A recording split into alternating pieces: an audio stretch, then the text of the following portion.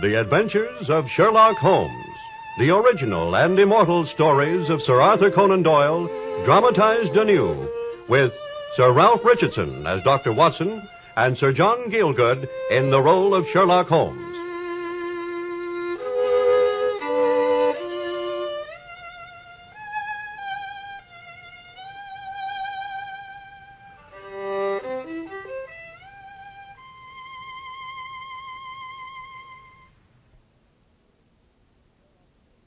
To Sherlock Holmes, she was always the woman. The woman, Watson. The most elegant, the most enchanting of her sex. Born in New Jersey in the year 1858, prima donna La Scala, Imperial Opera of Warsaw, retired from the operatic stage to live in London. The woman, Watson. Irene Adler.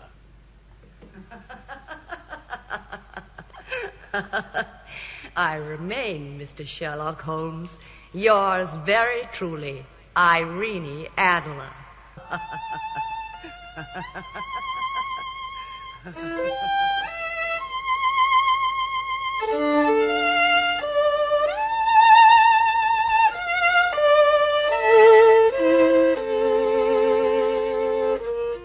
It was in 1888 that we encountered her. 7 years had gone by since my own first meeting with Sherlock Holmes. Perhaps, in my humble way, I'd even enhanced his fame a little. Then I'd married and returned to medical practice in Paddington. But one March evening, returning from a visit to a patient, my way led me through Baker Street, and so towards the well-remembered door of number 221B.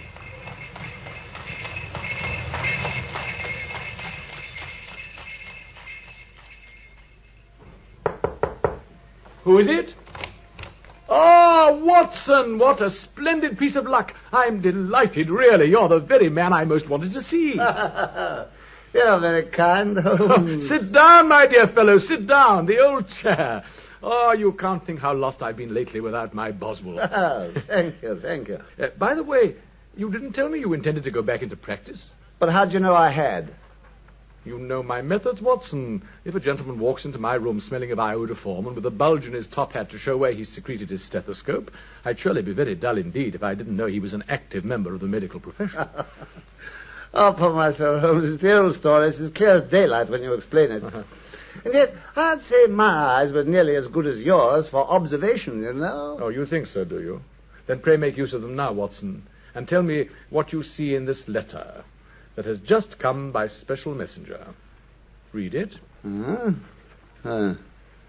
will call upon Mr. Sherlock Holmes tonight, a gentleman who desires to consult him. His recent services to one of the royal houses of Europe have shown that Mr. Holmes may safely be trusted with matters of the utmost discretion. He is not to take it amiss if his visitor wears a mask. Aha. Well, well. Just so, Watson. Intriguing, is it not? But what on earth do you imagine it can mean, Holmes? Well, I've no data yet, and it's a fundamental mistake to theorize before one has some data. But the notepaper man, what do you deduce from that? Oh, well, it's very thick, tinted pink. Couldn't be bought for under £0.50 a packet, I'd say, so the writer must be fairly well to do. It's rather a peculiar paper. That's the very word, Watson. It isn't English paper at all, you see. Hold it up to the light and look at the watermark. Large E, small g, large P, large G, with a small T. Which stands quite simply for Gesellschaft. German for company. The P is for Papier, of course. And the EG? For Egria. A glance at the open Continental Gazetteer on the table there will show you, Watson, that... That it's the only city in a German-speaking country where the main factories are paper mills. Yeah. You've marked it, Holmes. Wonderful. Not so far from Carlsbad and in Bohemia. Quite so, Watson. And since our distinguished visitor... But here he comes, if I'm not mistaken, in a brougham and pair by the sound of it, and a pair of beauties at that, I'd guess. Look, there, you see? 150 guineas apiece, those horses, or I'm no judge. There's money in this case, if there's nothing else, Watson. And here I break my narrative for a moment to describe our singular visitor of that far-off evening. 6 feet in height, with the chest and limbs of a Hercules, a deep blue cloak lined with flame-colored silk, an opulent and barbaric apparition indeed in our drab old England. And across his face, a black vizard mask.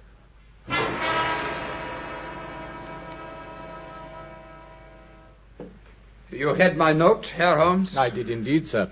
Pray take a seat and tell me whom I have the honor of addressing. You may refer to me as the Count von Kram, a Bohemian nobleman, sir.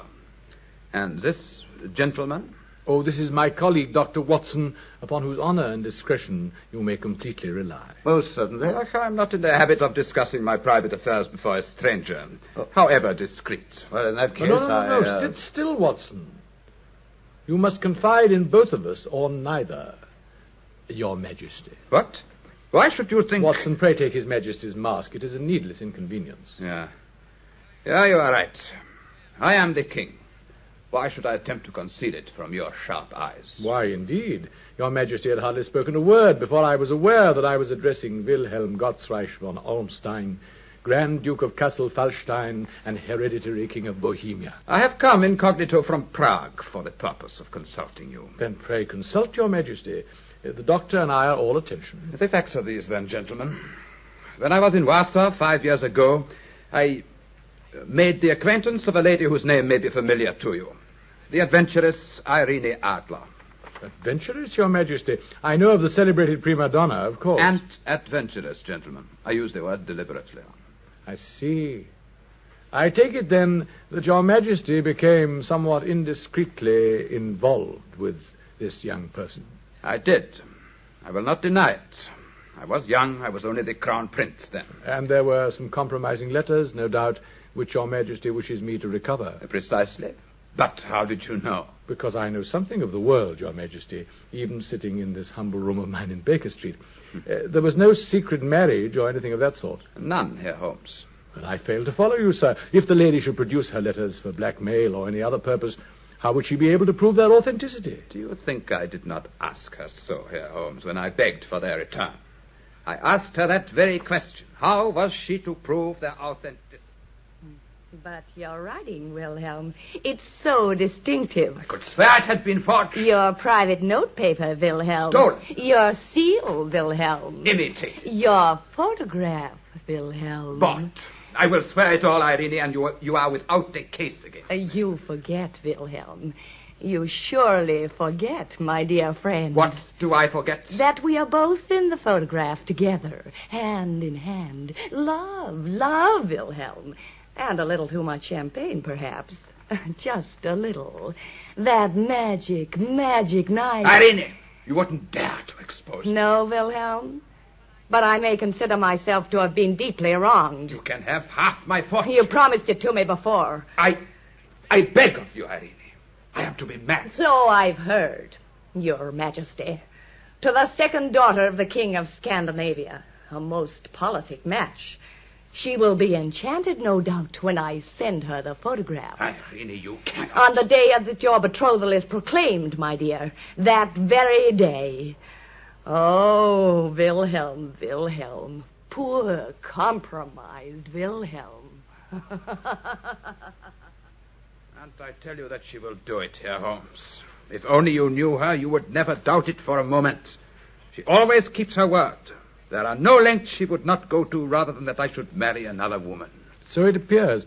You've made some attempts yourself, sir, no doubt, to recover the photograph. 5, and none successful. And when will your betrothal be made public, Your Majesty? On Monday next.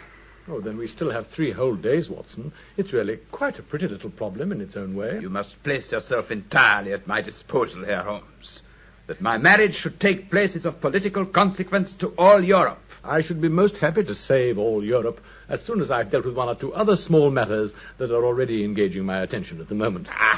Good night, Your Majesty. Dr. Watson will show you out. But do you promise me success? Your manner is somewhat casual, I may say. If you leave me an address, I shall drop you a line. You will find me at the Langham, under the name von Kram. Thank you. And as to money... You have carte blanche. For immediate expenses, this bag contains £300 in gold, and 700 notes. Oh, will you take charge of this, Watson? Just one more question, Your Majesty. The photograph you speak of was cabinet size. It was. Uh-huh. And you will surely require Miss Adler's address as well. Well, it might be as well to have it, yes. It is Brioni Lodge, Serpentine Avenue, St. John's Wood. Ja. Gute Nacht, Herr Holmes. Und Sie auch, Dr. Watson. Good night, Your Majesty.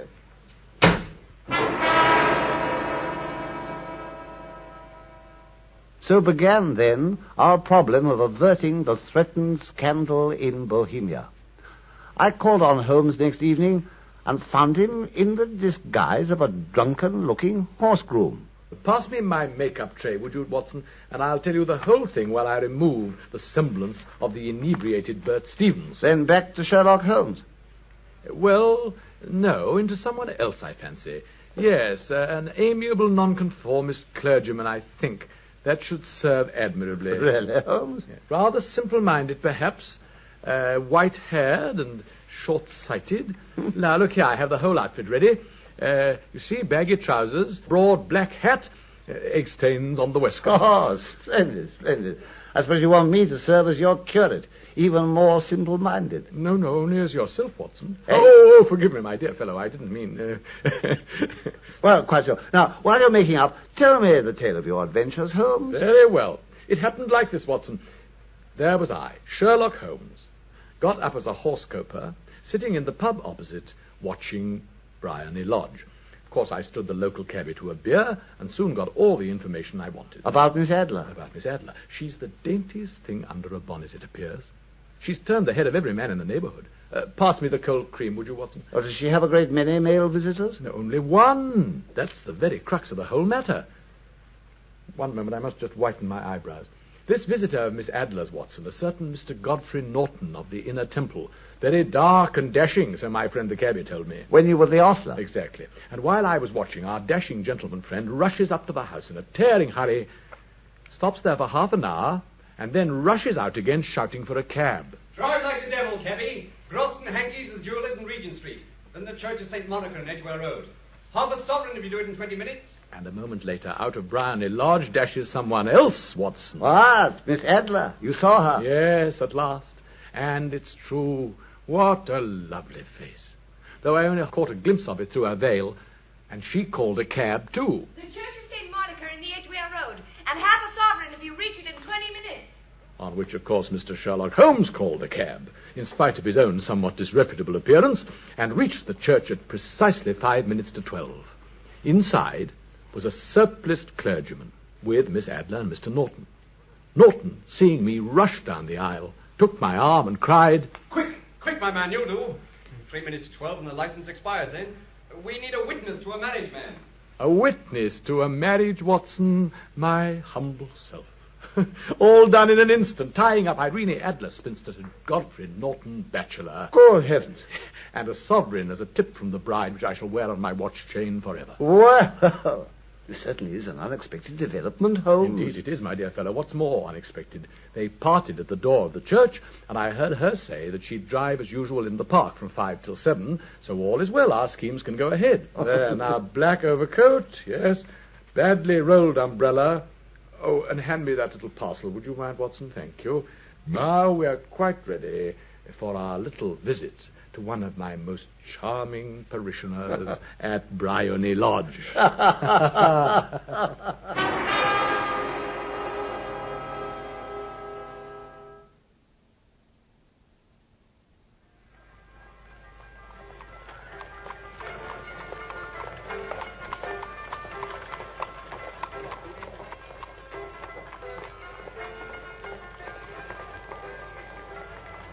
Good. Here we are, Watson. Almost there. Now let me give you your final instructions. I'm all eagerness. You don't mind breaking the law, of course. Not in the least. It'll hardly be the first time in your company.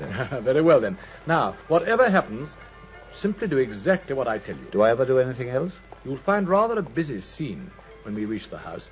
I've already made arrangements. Some little unpleasantness, perhaps. A fight among some drunken guardsmen, for instance. I take it they'll be confederates of yours. Certainly. The street will be full of my confederates.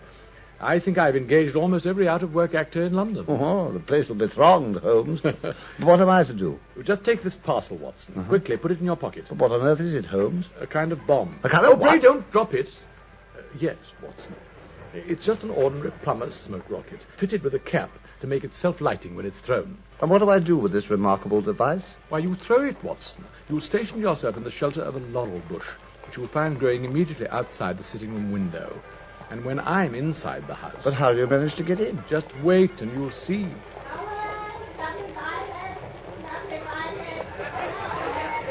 Ah, here we are. The house itself.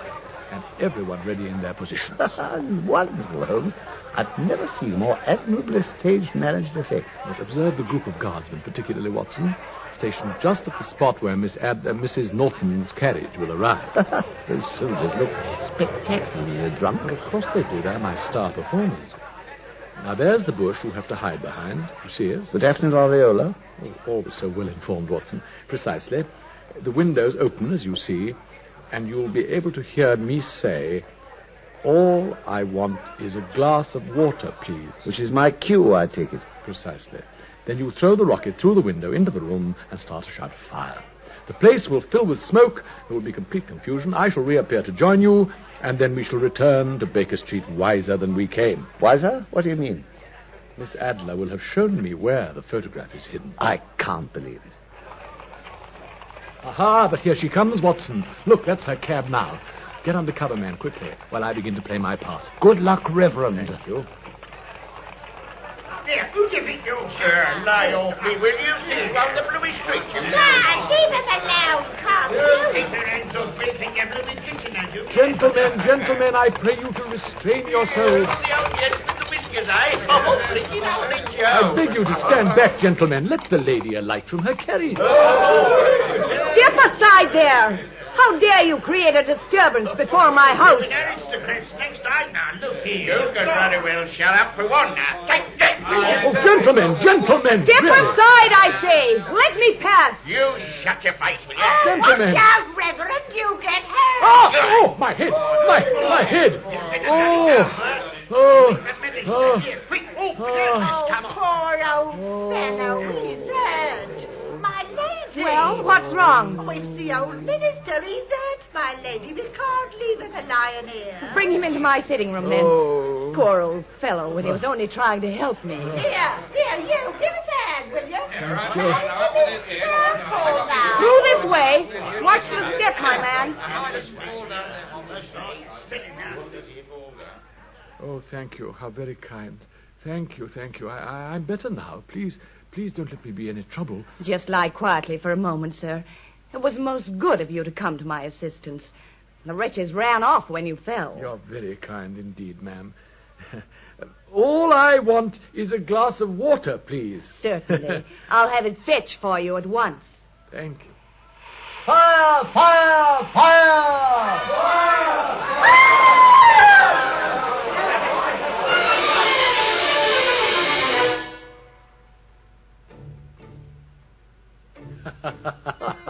Well, Watson. Good old Watson. Well, I'm delighted, Holmes. Your team played their parts to perfection. Well, so did you, my dear fellow. I knew I could rely on you. So, you got the photograph. Of course not, Watson. What? Well, then what in heaven's name was it all about? I wanted to find out where it was hidden, my dear fellow. And did you? Of course, I told you. Miss Adler showed me. Showed you? Oh, come, Holmes. My dear Watson, when a woman thinks that our house is on fire, she rushes for the one thing she values most. A married woman grabs her baby, an unmarried one her jewel box. In Miss Adler's case... Ah, of course. Exactly. The photograph is hidden in a recess behind a sliding panel close to the right-hand bell pull. I even caught a glimpse of it before she realized that the fire was a false alarm and thrust it back again. And what'll you do now? Send a telegram to His Majesty and have some dinner. Tomorrow morning we shall visit Bryony Lodge again. His Majesty will come with us. About 8 o'clock, before the lady is yet up. We shall be shown into the sitting room to await her, and when she comes down, she will find neither ourselves nor her photograph. No doubt it will delight the king to get it back with his own hands. Wonderful, Holmes. It's a masterpiece. Wonderful. Well, here we are home again, or at least you are. I've still to get back to Paddington. Oh, you would insist on getting married, Watson. But come in, won't you, while I take my disguise off and stay for a bite of dinner? Good night, Mr. Sherlock Holmes. What? Did you hear that, Watson? What? Oh, was a young man there going down the street? Yes, but I thought I recognized the voice. Something about its tone, you know. Oh, no. Just a passing acquaintance. I dare say. I am delighted here, Holmes. Quite delighted. I take back my suspicions about your lack of interest. Your Majesty is very kind. I presume all we have to do now is to search the hidden panel while they go to fetch her. Simplicity itself. I'll ring the bell. And you tell me she is really married here, Holmes? To the English lawyer named Norton. But here's her housekeeper. Well, gentlemen? Good morning. May we see Miss Irene Adler, please? You are Monsieur Sherlock Holmes, I presume. I am. How did you know that, pray? My mistress told me to expect you. She left with her husband by the 5:15 from Charing Cross to the continent. She's left England? For good, monsieur. Here, Holmes, the photograph. Quickly, through this way. Monsieur, but me Oh, great heavens, Watson, she can't be gone. Looks like it. Look, there's the panel you mentioned. Yeah. Open and empty. No, Doctor. Look, there's something still there. Ah. The photograph itself. What? No, it's a different photograph, Your Majesty. Different? Yes. Look, sir. A photograph of Miss Adler alone. Without your hand in hers. Oh, Gottes Willen. What does it mean here, Holmes? Why, she's actually fooled me. Me, Sherlock Holmes. Oh, there's a letter too, Watson, with my name on it, dated midnight. Dear Mr. Sherlock Holmes, you really did it very well. I had been warned against you and told that if the king employed an agent, it would certainly be you. Even after I had shown you what you wanted to know, I still found it hard to think evil of such a dear and kind old clergyman. But I have been trained as an actress myself, you know. Male costume is nothing new to me. I slipped it on as quickly as I could while the bomb still smoked, and followed you and your friend to Baker Street, and so made sure I really was an object of interest to the great Mr. Sherlock Holmes. I even imprudently wished you good night. Of course, that boy who passed us in the street. My husband and I both thought that flight was best when faced with so formidable an antagonist. Aha, thank you. As to the photograph, your client may rest in peace. I love a man better than he ever was, and suddenly decided this very morning to agree to his proposal of marriage. Did you know that, too? I wonder, Mr. Holmes. I only kept the wretched photograph to safeguard myself, but I give your client my assurance that I will never use it. I leave instead another photograph of myself alone for him to keep as a memento. And I remain, dear Mr. Sherlock Holmes, very truly yours, Irene Norton, née Adler. What a woman, what a woman. She would have made such a queen if she had only been on my level. Yes, from what I've seen, she's indeed on a very different level from you, Your Majesty. Oh, you failed, Holmes. What? For once, you failed. No, Herr Doctor. She will not break her word. She will never trouble me again. I am safe. I'm relieved to hear Your Majesty say so. Pray tell me in what way I can reward you, sir. This emerald ring. Oh, thank you, but Your Majesty has something that I should value even more highly. What then? That photograph, sir. Irene's? Ah, certainly, Herr Holmes. I'm very much obliged to Your Majesty. I have the honor to wish you a very good morning. Well. And that was how a great scandal threatened the kingdom of Bohemia, and how the clever plans of Mr. Sherlock Holmes were beaten by a woman's wit. But sometimes he glances at that photograph upon his table, and then he speaks of her always with such affectionate admiration. The woman, Watson. The woman.